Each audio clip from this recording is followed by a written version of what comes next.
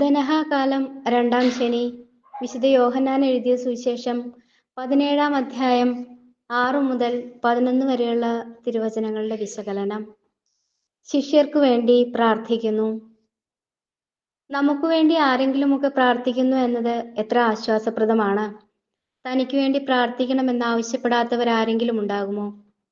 ദൈവമനുഷ്യരെന്ന് തോന്നുന്നവരുടെ ദർശനത്തിനും കൈവയ്പിനും വേണ്ടി കൊതിക്കാത്തവരായി ആരെങ്കിലും ഉണ്ടാകുമോ?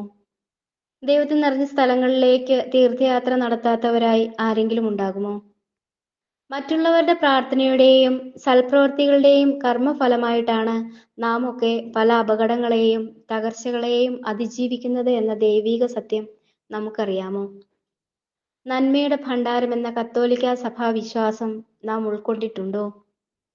ലോകത്തിലുള്ള സകല മനുഷ്യരുടെയും നന്മ പ്രവർത്തികൾ സൂക്ഷിക്കുന്ന നന്മയുടെ ഭണ്ഡാരത്തിന്റെ ബലത്തിലാണ് നമ്മുടെ പാപങ്ങൾ ദൈവസന്നിധിയിൽ വിസ്മൃതമാകുന്നത്.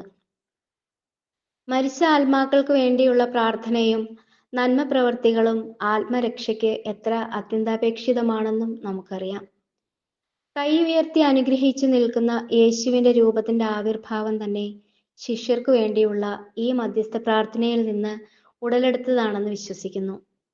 എല്ലാ മധ്യസ്ഥ പ്രാർത്ഥനകളും ദൈവസന്നിധിയിൽ സ്വീകാര്യമെന്നിരിക്കെ യേശുവിന്റെ മധ്യസ്ഥ പ്രാർത്ഥനയുടെ ശക്തി ആർക്കളക്കാൻ കഴിയും?